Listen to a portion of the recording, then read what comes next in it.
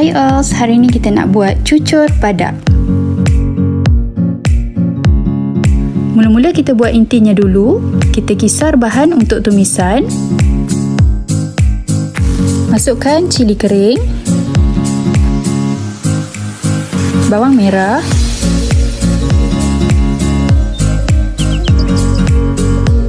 halia, lengkuas, serai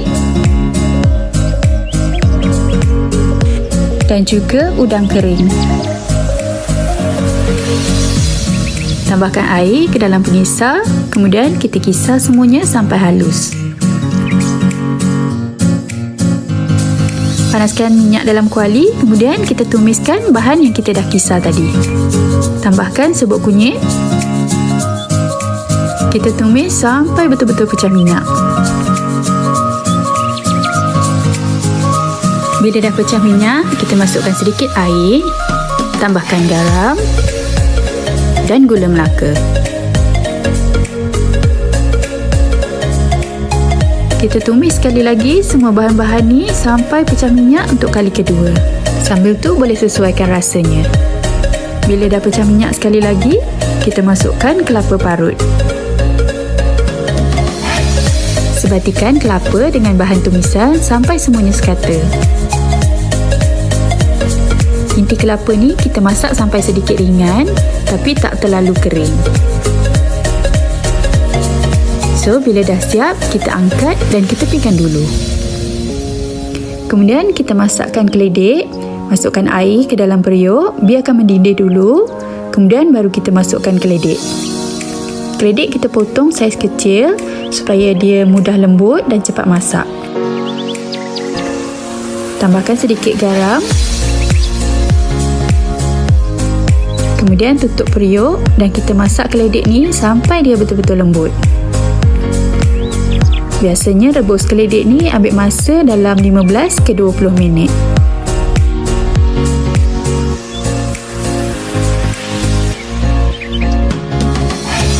Bila keledek dah lembut, boleh angkat dan toskan airnya. Masukkan keledek ke dalam mangkuk. Kemudian kita lenyitkan keledek ni sementara dia masih panas lagi. Kalau keledek dah sejuk, nanti dia agak keras dan susah kita nak lenyit. Lepas siap lenyit, kita biarkan keledek ni sejuk dulu, baru kita tambahkan tepung. Kalau kita terus masukkan tepung waktu keledek masih panas lagi, kuih akan jadi keras dan liat. Bila dah sejuk, kita masukkan tepung sedikit demi sedikit untuk elakkan kuih terlebih tepung. Sebatikan dulu tepung dengan keledek sampai kita dapat adunan yang boleh dibentuk. Kuantiti tepung yang kita perlu masukkan sebenarnya bergantung pada tekstur keledek. Ada keledek yang agak kering dan ada keledek yang sedikit basah. Jadi kita perlu masukkan tepung sedikit demi sedikit untuk elakkan kuih kita terlebih tepung dan jadi keras. Lepas kita sebatikan tepung dengan keledek, boleh uji dulu adunan kita sama ada dah boleh dibentuk ataupun masih lembik lagi. Kalau dah boleh dibentuk, dah tak perlu tambah tepung. Untuk kuih yang lebih lembut dan lemak, kita tambahkan margarin.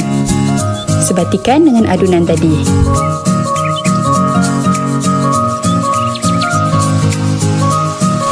Untuk dapatkan kuih yang sama besar saiznya, kita perlu timbang dulu adunan ni. Tapi kalau tak nak pun tak apa, boleh terus ke langkah seterusnya. Bahagikan adunan kepada bahagian kecil, kemudian kita bulatkan supaya mudah untuk kita masukkan intinya nanti. Okey, ini dia inti dan juga adunan yang kita dah bulatkan tadi. Okey, untuk masukkan inti, kita tekan bahagian tengah adunan tu tadi. Kita bentukkan seperti mangkuk. Jangan terlalu nipis sebab nanti dia akan mudah terkoyak. Dan jangan terlalu tebal, nanti intinya terlalu sedikit. Kemudian kita masukkan intinya dan kita padatkan sedikit ke dalam. Kemudian kita tutupkan.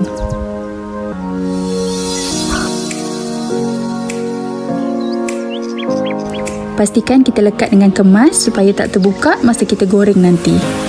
Kemudian kita bentukkan semula bulat dan kita lepirkan sedikit. So kita ulang langkah ni sampai semua adunan kita habis.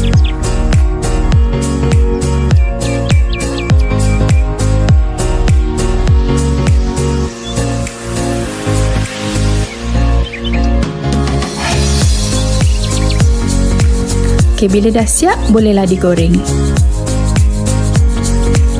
Cara nak menggoreng, kita panaskan minyak. Gunakan api sederhana besar. Minyak jangan terlampau panas. Kita goreng satu bahagian dulu sampai nampak tanda sedikit berkerak. Kemudian boleh balikkan kuih kita dan masak pada sebelah bahagian lagi.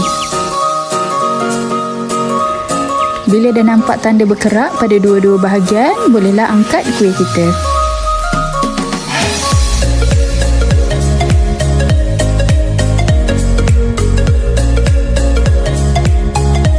Okey, ni pula cara sekiranya kita nak frozenkan kuih ni.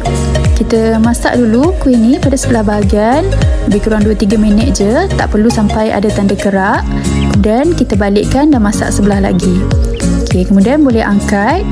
And then sejukkan dulu, baru masukkan dalam bekas. Kemudian baru kita simpan pada tempat sejuk beku. Bila nak masak, cuma keluarkan dan terus masak, tak perlu defrost dulu. Ini dia, kuih kita dah pun siap. So, you all boleh cuba. Bye!